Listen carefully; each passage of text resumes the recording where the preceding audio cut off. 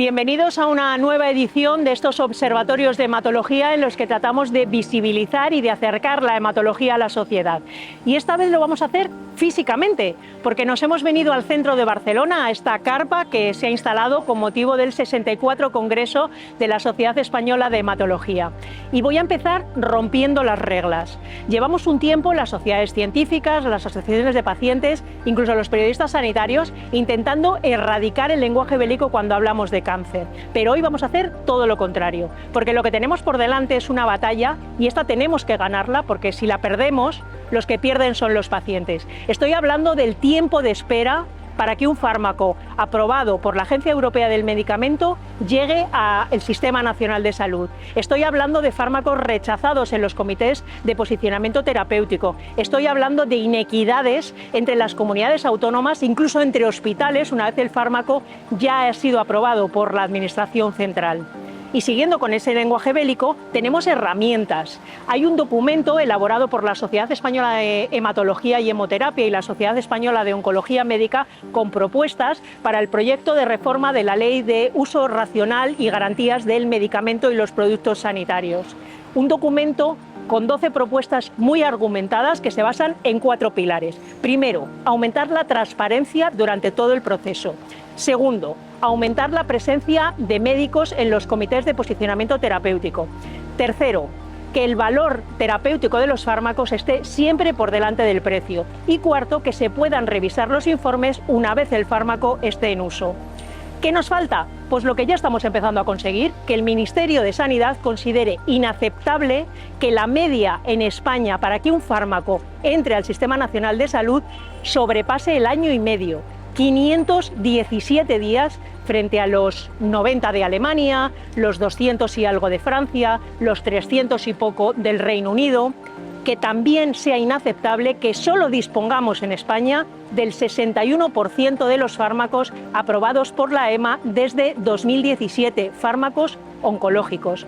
Estas demoras desalientan la investigación y desmoralizan a los pacientes. Y son especialmente duras si tenemos en cuenta el potencial investigador de España, que es, por ejemplo, en mieloma, el Grupo Español de Mieloma es pionero en el mundo, y segundo, el momento de la investigación con terapias innovadoras que están cambiando el paradigma de enfermedades como el linfoma, la leucemia, el mieloma. ¿Creéis que la sociedad es consciente de este problema? Vamos a comprobarlo y vamos a intentar repararlo. ¿Me acompañáis?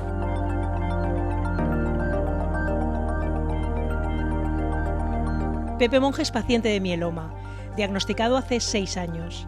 Y nos aporta el testimonio de los pacientes, lo necesaria que es su voz y su presencia en los comités que deciden la incorporación de medicamentos al Sistema Nacional de Salud.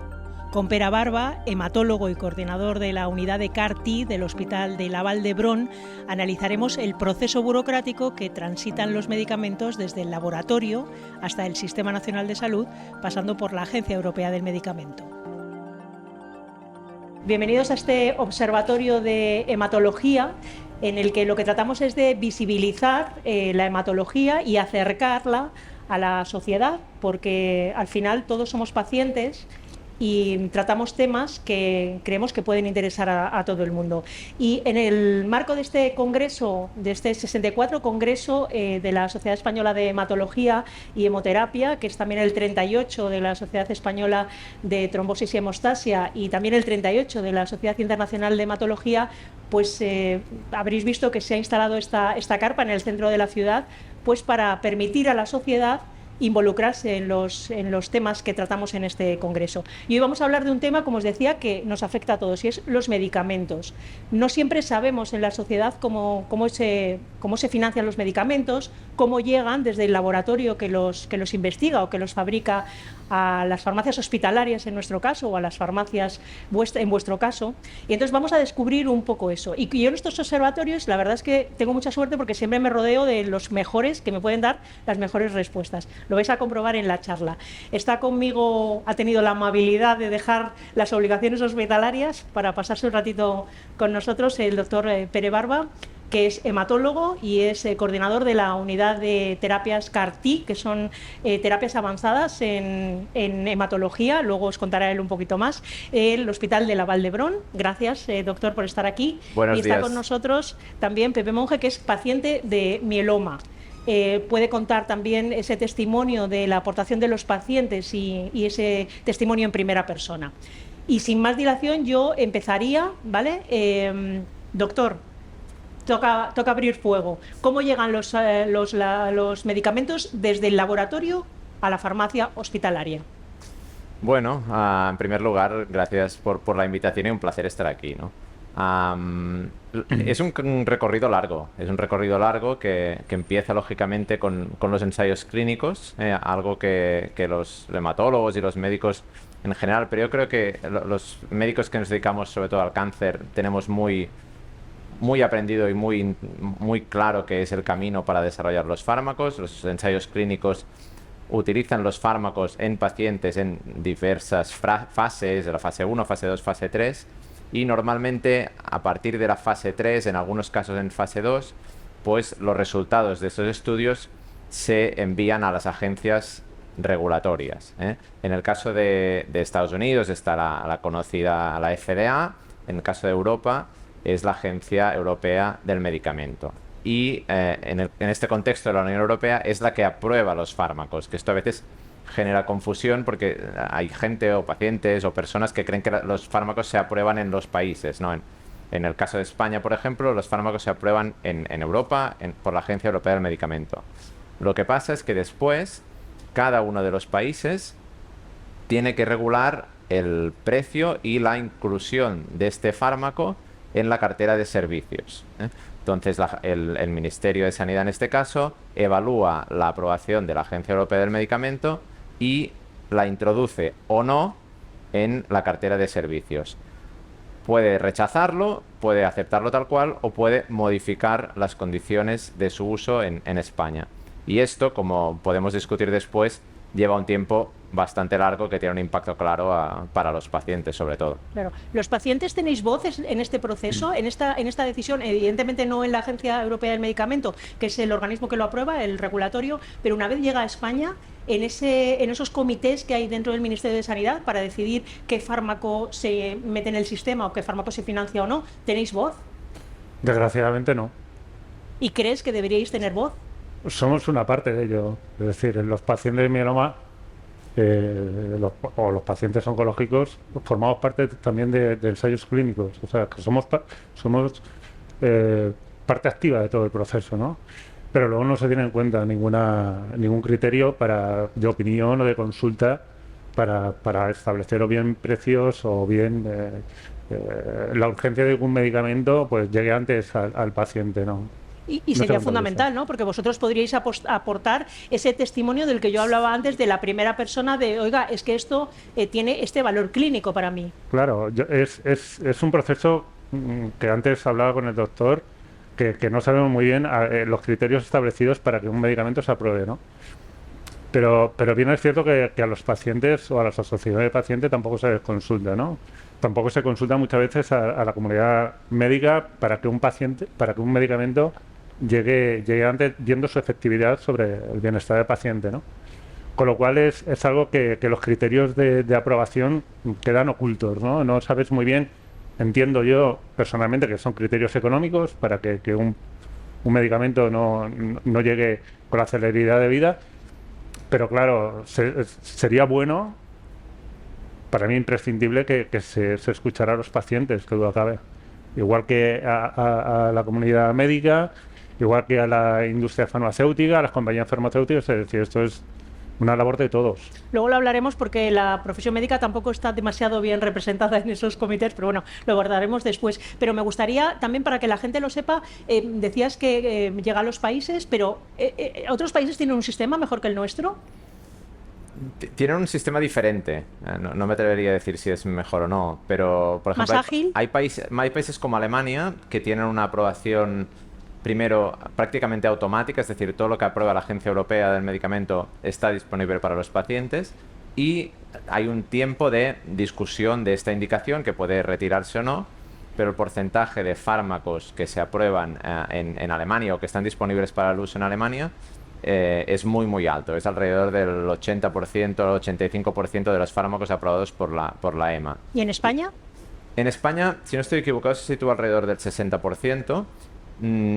Estamos como en el quinto o sexto lugar de Europa, y la verdad es que si vas viendo el orden de países se corresponde bastante con la potencia de la economía, ¿no? A países más ricos, más fármacos financiados y más rápidamente tienen acceso a su uso los pacientes y los facultativos, ¿no? Vamos a poner cifras a esto para que sepamos exactamente de lo que estamos hablando. ¿Cuánto tarda en España, de media o de mínimo o de máximo, las cifras que conozcamos, llegar un medicamento, en estar financiado un medicamento con valor terapéutico desde que lo aprueba la EMA? Depende un poco del fármaco, pero hoy en día está claramente por encima de los 12 meses. 12 meses. Más de un año. De media. Sí. En el mejor de los casos, poco por debajo del año. El otro día en la rueda de prensa de presentación de este congreso, el presidente de la sociedad hablaba de algunos fármacos que tardaban más de 3 años. Sí, sí, Claro, porque hay hablamos fármacos... de una media o de un año. Sí, sí, hay fármacos que tardan años Que han y hay tardado 3. fármacos, algunos con valor terapéutico claro y otros no, que no se llegan a poder utilizar en España y están disponibles en muchísimos países de nuestro entorno. ¿Creéis que la sociedad es consciente de estos retrasos? ¿De que un paciente de cáncer hematológico, de cáncer de órgano sólido, tiene que esperar hasta 3 años para que un medicamento con valor terapéutico que mejora no solamente su calidad de vida, sino a veces le supone su esperanza de vida, tarda 3 años en...? Pues la verdad es que la mayoría de estos debates se quedan en las comunidades de pacientes, los pacientes afectados lo tienen claro y muy pocos trascienden a la opinión pública, ¿no? Recuerdo el caso de la hepatitis, que fue muy llamativo, y cuando el debate se puso público, pues se agilizó de una forma muy clara. La mayoría de estas enfermedades, de las enfermedades oncológicas hematológicas, son enfermedades que nosotros nos dedicamos y estamos muy familiarizados, pero para la sociedad son raras, son infrecuentes, y la verdad es que tienen poco espacio en los medios y en el debate público, ¿no? Pepe, la pregunta es evidente. ¿Cómo vivís vosotros este retraso? Y porque además estamos hablando de que los pacientes cada vez sois pacientes más informados, con lo cual vosotros sabéis que existen esas terapias. Vamos a ver, un paciente de mieloma vive contra el reloj y el tiempo es fundamental. Una media de 1 año o de 2 años o 3 años para un paciente de mieloma le supone estar vivo o no. Porque el mieloma es una enfermedad que es tratable, pero impredecible muchas veces, ¿no? Y estamos sometidos a continuas recaídas y vamos agotando líneas de tratamiento. Y es muy frustrante, por no decir desesperante, para un paciente de mieloma ver que se le van acabando esas líneas, que hay algunas que pueden ser efectivas, que no están aprobadas y que es como que me están quitando el salvavidas, ¿no? Porque aquí estamos hablando, siendo realista, de salvar una vida que está pues a la espera de tomar una decisión política para aprobar un tratamiento, un medicamento, una combinación de varios que pueden salvar la vida a un paciente, ¿no?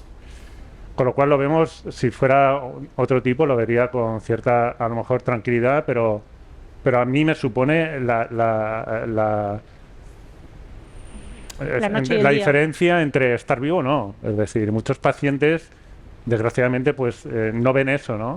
Y es muy frustrante, demasiado y desesperante el hecho de tener esa posibilidad, pero no alcanzarla, ¿no? Supongo que para vosotros igual, ¿no? O sea, la frustración de saber que existe ese fármaco que podría tener una indicación perfecta para un paciente y que no podéis administrarlo. Sí, totalmente. Hay fármacos de valor terapéutico que no están aprobados, como decía, y son un problema porque no se pueden usar de ningún modo, o para usarlos, desde nuestra perspectiva, hay que dedicar una cantidad ingente de tiempo a hacer papeles, burocracia y demás, que también pues frustra mucho su uso. Hay que destacar que no todos los fármacos son iguales, ¿eh? Igual hay fármacos con poco valor terapéutico, con un precio muy elevado, en un contexto de una sanidad pública y accesible, que quizás tiene un sentido científico y supongo que farmacoeconómico, de lo cual no soy experto, en que no estén aprobados, pero desgraciadamente no son todos los casos, ni mucho menos. Bueno, en cualquier caso, para eso existen los comités de posicionamiento terapéutico, ¿no? Para decidir qué fármacos aportan valor o no. Y luego quería comentaros, porque una vez que esos comités o el Sistema Nacional de Salud acepta la financiación de ese fármaco, empieza el segundo periplo por las comunidades autónomas, donde no siempre encontramos el mismo acceso, ni siquiera entre los hospitales.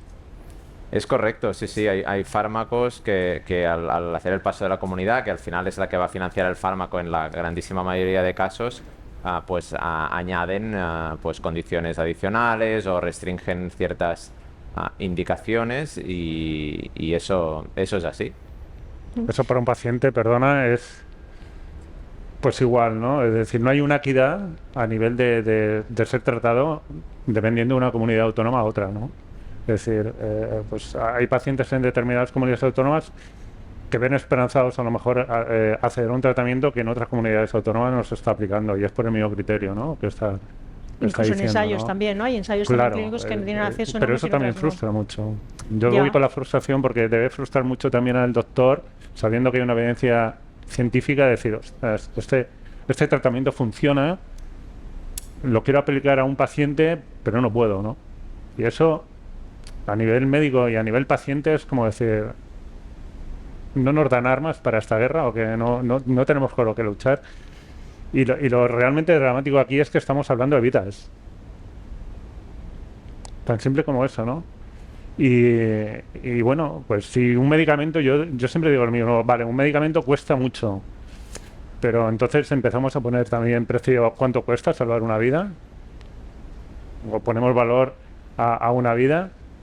Pues pues como digo, es triste, ¿no? Muchas veces el hecho de decir, bueno, pues yo antes lo hablaba con el doctor, que lo barato es curar a un paciente. Es lo más barato, curar a un paciente. Bueno, de hecho, creo haber leído recientemente una estadística que dice que por cada euro invertido en financiación se ahorran entre 6 y 7 euros en el Sistema Nacional de Salud en otros tratamientos, porque claro, al paciente hay que seguir tratándolo con otros fármacos. Claro. Esta situación, estos retrasos, además de desalentar, ¿creéis que frustran la investigación, que desalientan esa investigación? Puede ser, la verdad es que la investigación oncológica hoy en día se desarrolla a nivel mundial, con lo cual pues lo que ocurre en España pues es muy relevante para nosotros, pero igual para las grandes compañías no. También es cierto que la investigación académica pues tiene unos requisitos muy similares a los de la industria, ¿no? Y universidades españolas o incluso europeas tienen mucha más dificultad en poder desarrollar esta investigación porque necesitan una cantidad de recursos para poner en marcha ensayos clínicos y demás que lógicamente no pueden competir con las grandes industrias, Que ¿no? luego no siempre les revierte, además. Sí, lógicamente. Luego después seguramente hay una correlación o una combinación de cooperación público-privada, etcétera, etcétera. Pero la verdad es que el sistema de investigación español no está montado para desarrollar compañías y se limita muchas veces al puro conocimiento teórico, ¿no? Te preguntaba antes por los comités de posicionamiento terapéutico, que son los comités al final donde se decide qué fármaco entra o qué fármaco se queda fuera. ¿Y los hematólogos estáis bien representados? Para mí estos comités tienen, o estos informes de posicionamiento tienen dos problemas. Uno, que no se cuenta siempre con los principales expertos en la materia. Son enfermedades raras. Los hematólogos somos relativamente pocos en España comparado con otras patologías, ¿no?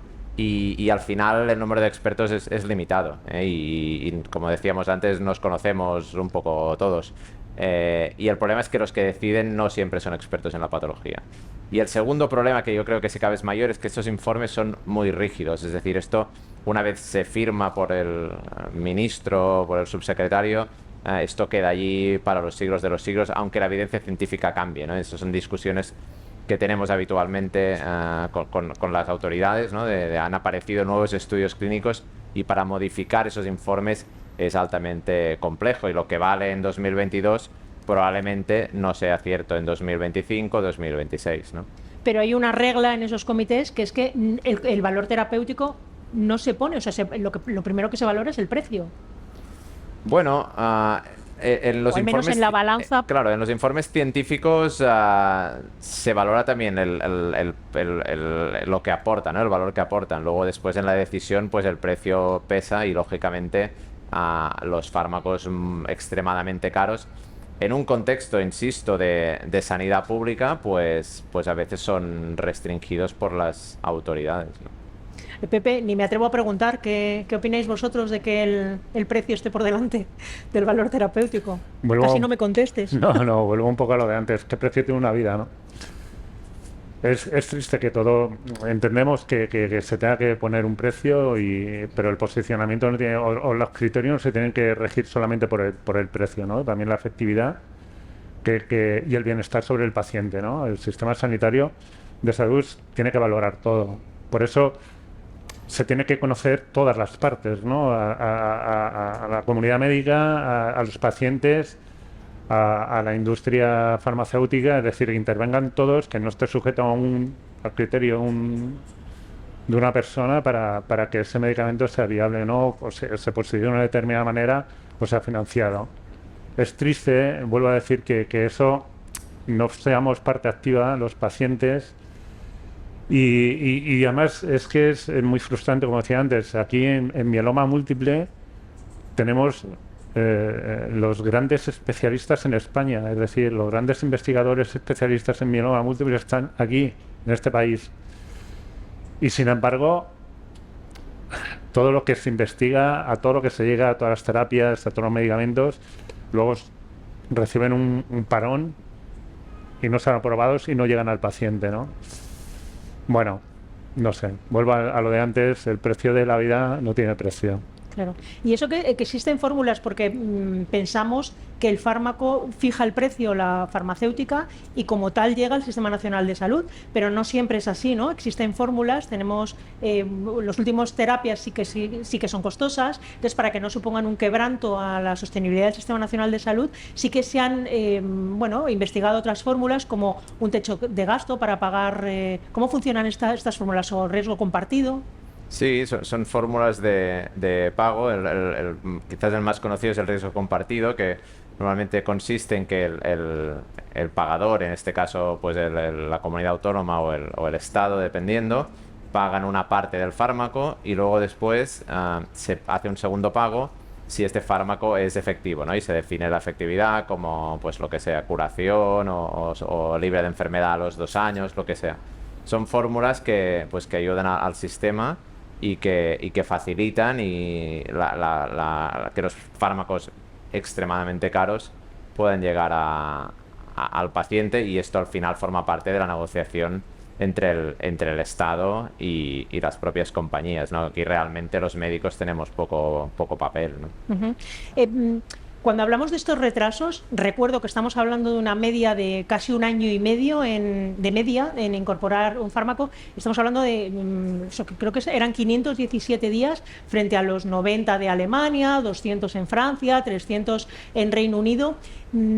Muchas veces yo, cuando he hablado con el Ministerio de Sanidad de este asunto, todavía le ponen como excusa los retrasos por la pandemia, por los 2 años y medio que llevamos. ¿Crees que la pandemia sigue justificando estas situaciones? Yo creo que no, porque eso es un sistema que acarreamos desde antes de la pandemia, y los tiempos han ido creciendo de forma bastante lineal, si lo miras, ¿no? Cada año pues se aumentaba en un par de meses, y esto ha sido básicamente así. Yo creo que el impacto en este caso es, bueno, seguro que ha habido, pero es poco, y vuelvo a lo que decíamos antes, es poco transparente, ¿no? Porque sería mucho más digamos, tranquilizador para la comunidad médica y para los pacientes, pues que hubiera unos criterios claros de qué es lo que se aprueba y lo que no, ¿no? Entiendo. Lo que pasa es que esto seguramente tiene unos costes políticos pues evidentes, ¿no? De hecho, luego quiero que hablemos de esa transparencia, porque hay un documento, porque ahora mismo el Ministerio de Sanidad está trabajando en un proyecto de reforma de la Ley de Garantías y Uso Racional de los Medicamentos, y en ese proyecto, tanto la Sociedad Española de Hematología como la Sociedad Española de Oncología habéis aportado una serie de propuestas, y una de ellas, hay 12 propuestas creo, y gran parte de ellas se basan en esa transparencia del sistema. Ahora hablaremos de de ese documento, que me parece muy interesante también que lo sepa, que lo conozca la sociedad. No sé si entre el público que hay por aquí he visto algún gesto de querer hacer preguntas, y si no os importa que... Porque para eso hemos venido, para aclarárselo a la sociedad, no para que haga las preguntas yo sola. Pues no sé si tenemos un micro de mano para que podáis hacer alguna pregunta que no sea difícil. Espero que sea fácil. Bueno, en primer lugar, muchas gracias por sus explicaciones porque han sido muy interesantes. Yo quería preguntarles si este problema de acceso a los medicamentos innovadores es en concreto en estos fármacos porque son caros o ocurre en todo el Sistema Nacional de Salud. ¿Cómo es este sistema? Bueno, yo creo que básicamente hay dos variables. Una es el precio y el otro es el valor terapéutico, pero es innegable que el precio pues tiene un peso importante. Es decir, si estamos hablando de un medicamento muy barato, seguramente habrá muchas menos barreras que un medicamento caro, ¿no? Eso es así. También es cierto que hay medicamentos de alto valor terapéutico, algunas terapias CAR-T, por ejemplo, que se han aprobado relativamente rápido con ensayos fase 2, mientras que otros fármacos pues de menor valor pues se les ha exigido un poco más, ¿no? ¿Tenemos alguna preguntita más? Hola, bueno, muchas gracias en principio. Me parece que es muy interesante esto que planteáis y me gustaría hacerle una pregunta a Pepe. Y es un poco si los pacientes os plantearíais o crees que os plantearíais el cambiar de comunidad autónoma para poder recibir un fármaco que no está disponible en vuestra comunidad, o si crees que los médicos en algún caso os recomendarían hacer este cambio. Vamos a ver. Yo por seguir vivo haría lo que sea, ¿sabes? Imagino que sí, que allí donde tengas más facilidad, pues habrá personas que lo puedan hacer, ¿no? Que puedan tomar esa decisión y que esté a su alcance.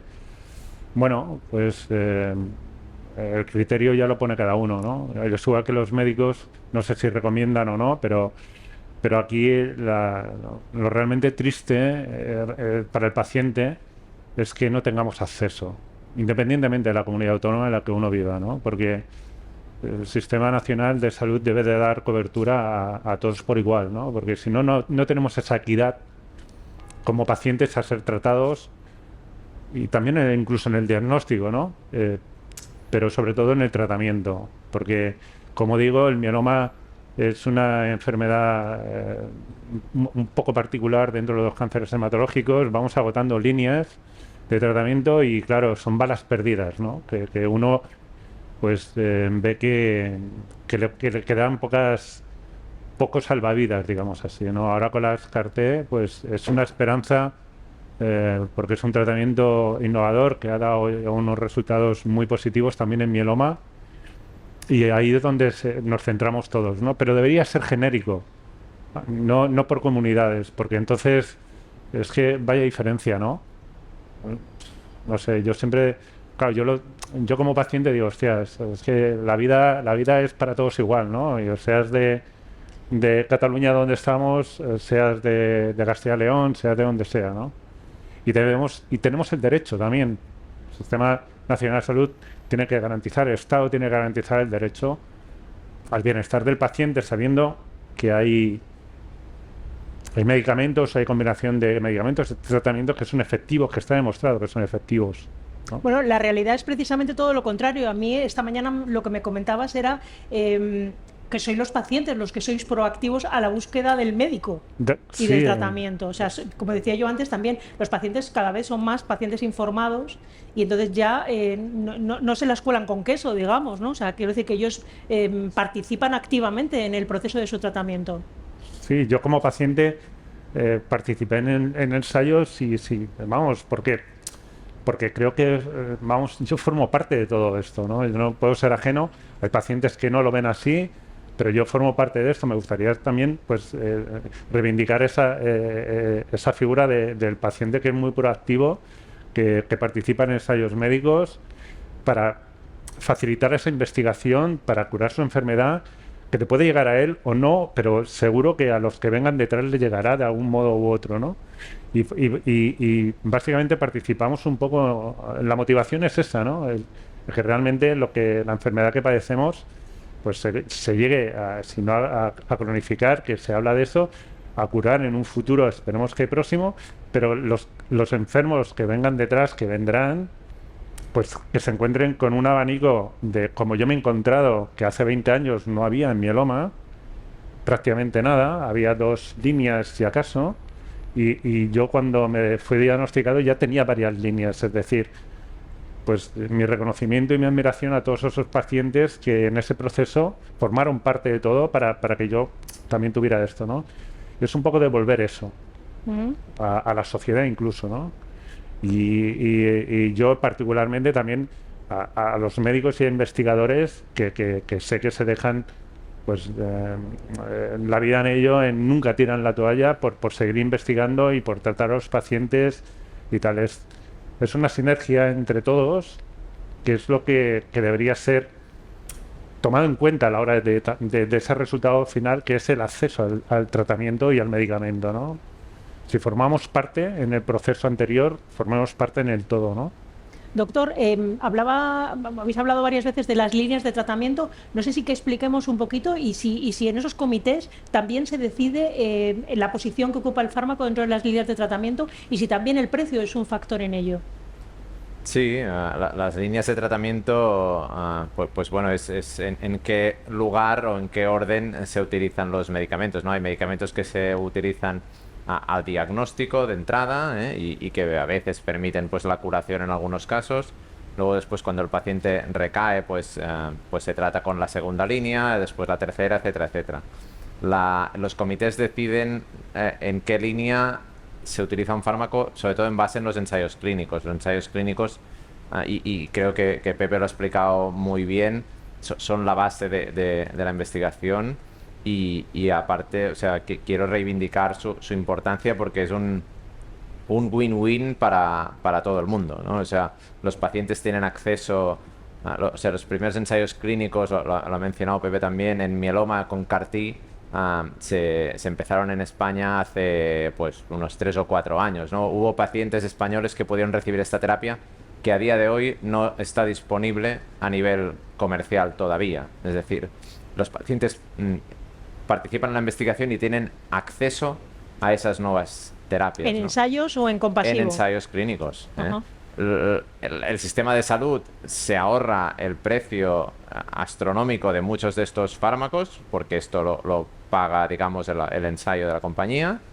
Los médicos tenemos la opción de investigar y la sociedad mejora porque estos pacientes pues mejoran sus resultados, ¿no? Entonces yo creo que sí que va calando la idea en la sociedad de que de aquel posicionamiento que te decían los pacientes, entonces soy un conejillo de indias, ¿no? La famosa frase, a entender la importancia de tener ensayos clínicos y de traer ensayos clínicos en España, que en muchas patologías la verdad es que somos líderes y aquí sí que tengo que reconocer el papel que jugamos todos para que España sea un sitio puntero en la investigación en ensayos clínicos, desde los pacientes, los médicos investigadores y también el sistema sanitario que colabora para que estos ensayos puedan tener lugar y los pacientes puedan acceder muy rápidamente a fármacos muy eficaces.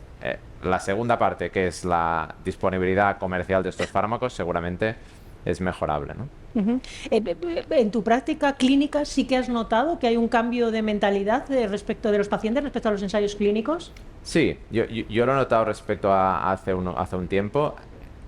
De los pacientes en general, es decir, cada vez hay más pacientes informados que quieren tomar decisiones sobre su vida, como es lógico, ¿no? Veníamos de un sistema histórico, ¿no? Del médico como autoridad del pueblo y a mí lo que el doctor me diga. Y ahora mismo los pacientes pues son gente que quieren tomar sus decisiones, no decisiones técnicas porque lógicamente no son expertos en la materia, pero que sí que quieren participar en la decisión y yo como médico lo agradezco porque hay decisiones que no son blancas o negras, hay riesgos que correr y si los corremos de forma conjunta o afrontamos los retos de forma conjunta y el paciente incluso te exige más información, pues es un estímulo para tratar mejor a los pacientes, ¿no? Y respecto a los ensayos, también, ¿no? Los pacientes entienden que que el beneficio es para la sociedad. Hay pacientes muy altruistas, pero también entienden que ellos pueden tener acceso a fármacos que de otra manera no podrían, y realmente creo que esto sí que está calando, ¿no? Pepe, ahí las asociaciones de pacientes hacen una labor fundamental, ¿no? En también comunicar hacéis un rastreo de ensayos clínicos para poder ofrecerlos, para poder compartirlos entre vosotros, ¿no? Porque tampoco tenemos un registro nacional de ensayos ni nada de... Bueno, para acceder a los ensayos es más bien el médico el que te propone participar, ¿no? Viendo la patología que tienes y en el grado y, bueno, unos criterios concretos, un perfil concreto, pues es el médico el que te invita a participar en un ensayo clínico con toda la información, con riesgos, con las posibilidades o mejoras que te puedes beneficiar incluso de ese ensayo clínico, porque también un ensayo clínico muchas veces, lo que decía el doctor, antes se tenía el concepto de que uno era un conejillo de indias, ¿no? Y no es así, es decir, ¿cuántos pacientes se han visto muy beneficiados de participar en un ensayo clínico, ¿no? Que de otra manera no se hubiesen visto beneficiados, ¿no? Y yo siempre digo que los pacientes deben de participar, como ha dicho el doctor, en todo esto, ¿no?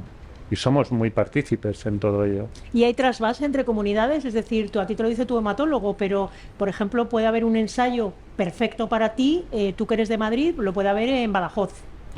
Sí, eso sí. Es verdad que hay hospitales que tienen ensayos que no tienen en otros hospitales, ¿vale? Luego el criterio para poder llegar a ese ensayo... Sí, pero no es fácil, que no sea ¿no? tu hospital Entiendo que ese trasvase entre comunidades, entre hospitales, no debe ser sencillo Logísticamente, tampoco. claro, no es lo mismo para nosotros en el Vallebrón tratar a un paciente de la ciudad de Barcelona que un paciente de otra comunidad, ¿no? Pero eso sí que existe, sobre todo en ensayos, por ejemplo, en lo que yo conozco más, que son la terapia CAR-T o la terapia de la leucemia, que son realmente disruptivos, ¿no? Y los pacientes pues sí que están dispuestos a desplazarse con el coste económico, social, familiar que supone, y sí que es cierto que ocurre.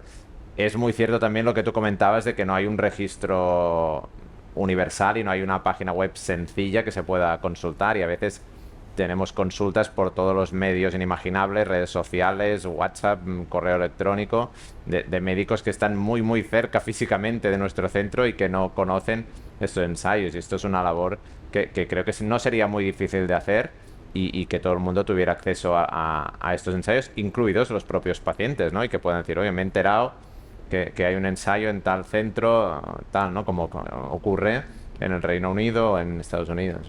Me voy a aprovechar de la experiencia en CAR-T. ¿Por qué el tratamiento con las CAR-T de acceso al Sistema Nacional de Salud ha sido diferente al de otros fármacos innovadores? ¿Por ese efecto disruptivo del que hablabas? ¿Esa eficacia, esa efectividad? Tiene una parte de esto. Los CAR-T son legalmente un fármaco, pero es un tipo de terapia celular, que se modifican genéticamente unas células del propio paciente. Es una terapia individualizada, es decir, no es un fármaco que tenemos en un bote o en una pastilla en la farmacia. Entonces, regulatoriamente ha sido un poco distinto, y la tercera pata es que son medicamentos extremadamente caros. ¿De cuánto estamos hablando? Pues de centenares de miles de euros por paciente. Pero en cambio, insisto, o sea, el Ministerio se ha puesto muy encima del tema, enseguida ha habilitado nuevos centros, hay muchos centros ya acreditados, muchos hospitales en España acreditados para desarrollar, bueno, sobre todo las comerciales, hay ya parece que hay un par de ellas académicas, ¿no? Pero en esto sí que ha sido bastante más ágil. Antes hablábamos de año y medio, en esto no se ha tardado año y medio en ampliar la cartera de hospitales acreditados. En muchas patologías, o en algunas patologías, ha sido un tratamiento disruptivo que permite es un tratamiento muy complejo, muy caro, pero que se administra una única vez, en contraposición a otros fármacos, y el claro ejemplo es el mieloma, que se utilizan durante mucho tiempo, incluso años. Y la segunda cosa es que han permitido cambiar la historia natural de la enfermedad. Entonces hay pacientes con linfoma y leucemia aguda linfoblástica, sobre todo, que se pueden curar y que anteriormente no tenían ninguna opción de curación a largo plazo, ¿no? Es un poco el balance que comentábamos antes, ¿no? Es decir, medicamentos muy caros, muy complejos, pero si el valor que aportan es grande, pues entiendo que se hacen esfuerzos, ¿no? Bueno, hablábamos antes de la hepatitis, sacabas tú a colación el tema de la hepatitis. En aquel momento estábamos hablando de un fármaco, no es con el mismo coste que tienen las terapias CAR-T, pero en aquel momento se consideraba que el fármaco era de elevado coste, pero la diferencia estaba en que con ese fármaco se arreglaba el problema y las personas con hepatitis ya no tenían que estar continuamente siendo tratadas, incluso no se veían abocadas a un trasplante que era más caro que el propio fármaco en sí. Es correcto, ¿eh? Y el fármaco es cierto que no era tan caro por paciente, pero había muchísimos más pacientes con hepatitis C que pacientes con linfoma difuso, con leucemia aguda linfoblástica, ¿no? O sea, claro, en aquel momento aprendimos también que existen negociaciones con las farmacéuticas en función del número de pacientes. Eso es un obstáculo cuando hablamos de hematología, ¿no? Que son algunas de las enfermedades están consideradas minoritarias por el número de pacientes que hay. Eso también entiendo que lastra, ¿no? La negociación y lastra los posicionamientos terapéuticos. Totalmente, y fíjate que estamos hablando de leucemias agudas y linfomas que son de las enfermedades hematológicas más frecuentes, siendo raras. Hay enfermedades mucho más infrecuentes en hematología, y aquí sí que tenemos un problema porque hay muchas industrias que no tienen interés comercial, porque esto va a afectar a unas decenas de pacientes en España, ¿no? Y aquí sí que creo que la investigación académica pues puede aportar soluciones disruptivas a pocos pacientes, pero que a estos pacientes les cambia la vida. ¿Tú te has encontrado en tu práctica clínica, y ahora te voy a preguntar a ti lo mismo, con los pacientes nuevos de mieloma con los que tratas? Os hago la pregunta a los dos. ¿Cómo les explicáis que existe una terapia que todavía no está aprobada? O sea, que está aprobada en Europa por la Agencia Europea del Medicamento, pero que no hay acuerdo todavía en España. ¿Eso cómo se le explica a un paciente? No un paciente informado, como puede ser Pepe, que ya tiene unos años de paciente y por tanto ha tenido tiempo para informarse sobre todos estos protocolos, pero el paciente nuevo que diagnosticas, ¿cómo lo explicas? A ver, intentamos explicarlo cuando hay que explicarlo con toda la transparencia posible, porque además es algo que no está en manos de los hematólogos en este caso, ¿no? Pero sí que muchas veces te preguntan sobre opciones, igual no tanto en ese momento, pero ¿y si recaigo, tendré opciones? Pues mire, hay fármacos muy prometedores que aún no tenemos acceso, ¿no? Entonces, esto es así, y es evidente que en algunos casos, a nivel personal, ¿no? Cuando no hay la frialdad del análisis racional, cuando le ocurre a uno, pues genera mucha frustración, ¿no? Pepe, ¿y vosotros? ¿Cómo se lo explicas? Tú que estás en contacto con nuevos pacientes, porque eres un paciente muy proactivo, Sí, participando mucho en divulgación. Bueno, el paciente tiene que tener, pues yo como paciente y los pacientes de nuevo diagnóstico tienen que tener información primero conocer su enfermedad y saber los tratamientos que hay disponibles, ¿no? Para ello, las líneas de tratamiento que hay. Bien, es cierto que el mieloma es unas enfermedades raras, unos cánceres raros que si echamos la vista atrás, como decía antes, hace apenas unos años había pocas líneas, ahora hay muchos, ¿no? Gracias a la investigación y a la aprobación de nuevos tratamientos, ¿no? Y en eso tenemos que estar, ¿sabes? El paciente tiene que saber que tiene esperanza, que es lo que necesita muchas veces, ¿no? El saber decir, bueno, si esta línea no me funciona, ¿qué alternativas hay o qué alternativas tengo, ¿no? Y eso es tranquilizador, y sobre todo es la esperanza que tiene el paciente de saber que, bueno, que no todo se lo está jugando a una carta, sino que tiene varias, ¿no? Por eso también lo que estamos comentando, el aprobar tratamientos, a nosotros la diferencia está entre seguir vivo muchas veces o no estarlo. Para el paciente de mieloma, muchas veces es decir, joder, la emergencia sanitaria mía es esta, es saber que hay un medicamento, un tratamiento que está aprobado, pero que no ha llegado, es decir, ¿por qué? ¿Cuál es el motivo? ¿No? Y eso para los pacientes es nuestra emergencia. Claro. De tener acceso a ese medicamento. Me gustaría hablar también del papel de los pacientes en la divulgación. O sea, cómo todos los pacientes de mieloma son como tú, es decir, están igual de involucrados en tratar de explicar a los nuevos pacientes que llegan lo que tú has vivido, o sea, ese camino que tú ya has recorrido, hacérselo más fácil, porque también facilita la práctica clínica de los médicos, entiendo. Sí, entiendo que sí. Hay asociaciones que se dedican a divulgar también, a informar a los pacientes y a divulgar lo que es el mieloma y las alternativas y tratamientos que hay, ¿no? Yo creo que el paciente ahora, no solamente yo no me considero algo excepcional, sino que yo considero que los pacientes ahora somos muy proactivos con la enfermedad, ¿no? Y lo que pasa es que, bueno, pues es cierto que a nivel personal, pues visibilizo mucho lo que es el mieloma porque es una enfermedad rara, poco conocida, es un cáncer muy particular, eh, muy cruel en el desarrollo. Y yo soy una persona que me siento afortunada por no haber sentido lo que el mieloma hace en muchos pacientes, pero soy conocedor de lo que el mieloma hace en muchos pacientes. Entonces, sabiendo que yo no me he visto en esa situación, pues lo que hago es poner todo lo que esté en mi mano para visibilizar al paciente de mieloma, visibilizar la enfermedad, que se investigue más, porque necesitamos mucha investigación todavía en mieloma múltiple. Se conoce, pero todavía es como hemos rascado la parte de arriba del iceberg y queda mucho por descubrir. Y también para eso se necesita financiación, ¿no? Y yo sensibilizo en el tema de financiación con la visibilización de los pacientes, las necesidades que podemos tener, y en eso lo personalizo un poquito más, ¿no? Pero es importante también el paciente que forme parte de lo que decía antes el doctor, de ese binomio con el médico para tomar decisiones, ¿no? De lo que es su enfermedad. ¿Os facilita a vosotros, los hematólogos, que el paciente sea informado o os perjudica en la práctica clínica?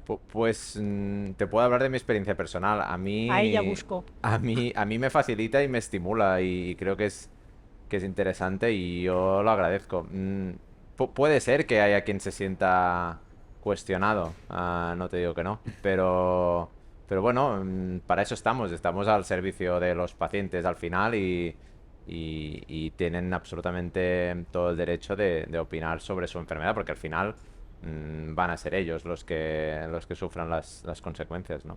¿Y os beneficia esto que hablábamos ahora, esa visibilidad que dan las asociaciones de pacientes también, para también recoger un poco las inquietudes? Porque entiendo que el paciente también tiene el síndrome de la bata blanca cuando va al médico. No sé si todos los pacientes tienen la confianza que tiene Pepe con su hematólogo. Entonces, no sé si...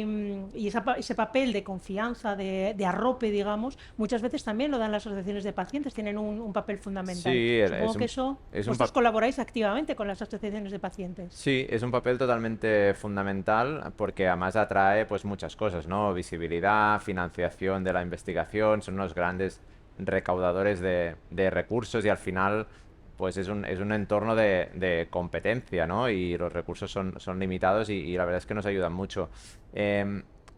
Como autocrítica tengo que decir que muchos médicos estamos muy centrados, sobre todo en los grandes centros, en la investigación y somos un poco endogámicos y nos cuesta un poco salir de nuestros laboratorios. Y creo que tenemos que aprender mucho de los pacientes y de las asociaciones para venir a eventos como estos y explicarles a la sociedad pues lo que hacemos, porque es importante, porque al final las grandes decisiones se toman a nivel público y a nivel global, ¿no? Bueno, pues aprovecho que me llevas al principio de la charla otra vez para volver a recuperar el tema inicial. Hablábamos del laboratorio a la farmacia y hablábamos de que ahora mismo hay un proyecto de reforma de la Ley de Garantías y Uso Racional del Medicamento, donde se trata precisamente de acortar esos tiempos de espera. Y hay un documento, decíamos antes, de la Sociedad Española de Hematología, la Sociedad Española de Oncología, con 12 propuestas. El primer pilar que se incluye en esas propuestas es la transparencia. ¿Por qué ese proceso tiene que ser más transparente? Bueno, yo creo que en primer lugar para tomar decisiones racionales, es decir, si sabemos los recursos con los que contamos y los criterios, pues se puede tomar decisiones de una forma estructurada y que no creen esa sensación de incertidumbre que es la que nos crea esta inseguridad, ¿no? Estamos en un contexto de sanidad pública en el que en algunos ámbitos o algunos actores proponen recortar impuestos y esto al final va a repercutir en el dinero del que disponemos, que no es infinito, desgraciadamente, ¿no? Entonces, si tenemos muy claro qué es lo que podemos hacer, pues seguramente todos lo entenderemos. Yo creo que todo el mundo entiende que los recursos no son ilimitados, pero si tenemos muy claro cómo se produce esta selección de fármacos y estas demoras, pues podemos hacerla en base a criterios científicos y humanos, no en base a criterios pues de otra índole que no responden a la realidad de las enfermedades y de los pacientes, ¿no? Claro. Seguimos con pilares. Otro de los pilares que se aportan en ese documento es, lo hablábamos también antes, mayor presencia médica, porque los comités de posicionamiento terapéutico tienen una alta carga de farmacia hospitalaria. Entonces, mayor presencia de, no sé si hematólogos, que sois raros, pero sí de más médicos. Sí, las sociedades científicas juegan un papel aquí muy importante en la toma de decisiones y como interlocutor, ¿no? Al final, pues médicos somos muchos, hematólogos somos muchos, pero las sociedades que nos representan, pues luchan para que tengamos presencia. Yo creo que, como te decía, las decisiones científicas tienen que ser tomadas por los máximos expertos en la materia y gracias a muchas cosas en España disponemos de líderes en investigación, que esto es otra cosa que igual también debemos explicar más. Es decir, somos líderes en muchos campos y el mieloma es un grandísimo ejemplo y tenemos gente muy preparada para tomar estas decisiones y de nuevo es frustrante que no sean estas personas las que tomen esas decisiones, ¿no? ¿Y vosotros estaríais de acuerdo con que las asociaciones de pacientes tuvieran voz en esos comités de posicionamiento terapéutico? Yo creo que es clave por lo que ha explicado Pepe muy bien y es algo que ocurre en otros ámbitos y en otros países y son una parte activa en todo y la parte final de que son el beneficiario de todo esto, entonces tienen que estar.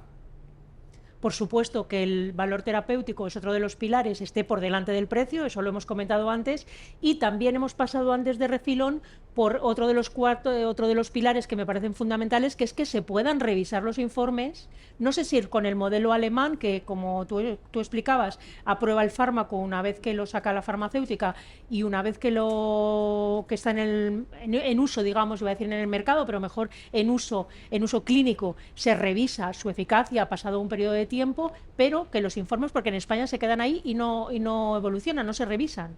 Sí, es cierto. Aparte, la investigación avanza muy rápidamente y van habiendo artículos nuevos continuamente y hay indicaciones que cambian y se quedan obsoletas, ¿no? Es otro punto muy, muy importante, yo creo. Pepe, vosotros habéis llamado a la puerta estamos ya terminando, pero ¿habéis llamado a la puerta del Ministerio de Sanidad para pedir acceso a esas mesas? Vamos a ver, hay asociaciones que sí han contactado con grupos a nivel del Congreso para informar y para requerir también ese corte de plazos, que sea un proceso más ágil, más rápido, para que haya disponibilidad de esos tratamientos. Sí, a nivel asociativo, aquí hay algunas asociaciones de pacientes que me consta que han hecho esto, sí. Bueno, en cualquier caso, el Ministerio empieza a reconocer que es inaceptable esos tiempos de espera de los que hablábamos, más de año y medio de media en incorporar, o que, como decías al principio, que solo se disponga del 60% de los fármacos aprobados por la EMA, cuando, vuelvo a lo que decías tú, con las vacunas nos hemos dado tanta prisa, bueno, y no solamente con las vacunas, con todos los fármacos contra el COVID, sí que, bueno, pues una emergencia sanitaria internacional, pero como bien decías, cada uno tiene su propia emergencia sanitaria, ¿no? Sí, claro. Fundamentalmente porque hablamos de vida, ¿no? Claro. Hablamos de la diferencia, ¿no? Pues, No hablamos de calidad de vida, sino de vida en general. Bueno, pero incluso en calidad de vida. Yo me siento, como decía antes, tremendamente afortunado como paciente de mieloma, tener la calidad de vida que tengo. Que cuando me diagnosticaron, hace ya 6 años, para mí, en el momento del diagnóstico era totalmente impensable. Dado lo que me comunicaron en ese momento, pues, vamos, a estas alturas yo no estaba ni vivo, ¿sabes? Porque la esperanza de vida, de supervivencia global, pues te hablan de 5 años y bueno, y aquí estoy. y dentro de 2 meses corro una media maratón. Te quiero decir que los medicamentos tienen que estar al alcance pues para tener calidad de vida y sobre todo para salvar vidas. Es que la finalidad es esa, no es otra. Pero sobre todo, ya que hablamos en este caso del mieloma, que se puede cronificar o se puede cronificar en algunos casos, la calidad de vida del paciente, sabiendo lo destructivo que es esta enfermedad a nivel físico, lo dependiente que puede generar esta enfermedad a una persona. El que yo me vea como me veo a nivel personal, yo no puedo estar más agradecido en todo. Por eso soy tan activo en cuanto a, como paciente, pues en visibilizar, en sensibilizar a la sociedad, también en investigación, porque entiendo que todo esto tiene que ser una sinergia entre todos, ¿no? Es la sociedad civil, la industria farmacéutica, la comunidad científica médica, los pacientes. Es decir, si yo creo que si funcionamos todos es cuando se consiguen esos logros, ¿no? Que no es un logro individual, sino que formemos parte de un todo, ¿no? Bueno, pues se nos acaba el tiempo, suenan las campanas que nos dicen que ha llegado el fin de este observatorio de hematología, así que yo no puedo más que agradeceros que habéis sido tan gentiles de dejar las obligaciones apartadas un ratito para, pues eso, para lo que decía Pepe, ¿no? Para acercar a la sociedad, que creo que es muy importante. Yo me pongo en mi debe, que los medios de comunicación a veces no estamos a la altura, sobre todo los generalistas. La política manda y al final tenemos poco espacio para hablar de pacientes y de vidas, que al final es lo importante. Así que gracias por estar con nosotros. Pere Barba, hematólogo, coordinador de la unidad de CAR-T del Vall d'Hebron, muchas gracias. Gracias, muchas gracias. Y Pepe, seguiremos en contacto, Pepe Monge, Sí. paciente de mieloma, seguiremos trabajando para visibilizar. Y a vosotros que nos habéis acompañado, pues que espero que volváis al próximo Observatorio de Hematología. Espero que haya sido agradable esta charla y que hayáis aprendido, que era la idea, visibilizar y acercaros la hematología en esta carpa y en estas gotas de sangre. Así que hasta la próxima.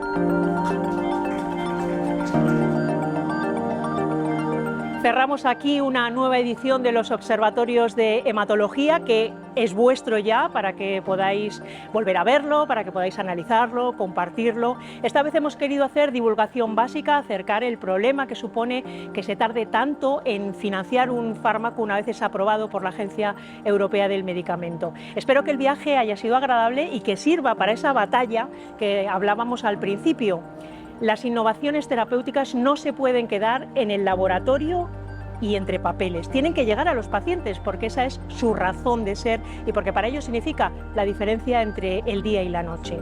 El Ministerio de Sanidad dispone ya de argumentos de los expertos y además va a haber debate político porque algunas comunidades autónomas ya han anunciado que van a llevar el asunto al Consejo Interterritorial de Salud para intentar lograr un acuerdo que, aunque no sea vinculante, sí suponga un respaldo a las posturas de las sociedades científicas. Por cada euro invertido en investigación, en innovación, el Sistema Nacional de Salud ahorra entre 6 y 7 euros en otros tratamientos a los pacientes. Así que yo creo que esta batalla sí que merece la pena darla porque tenemos que ganarla. Hasta el próximo observatorio.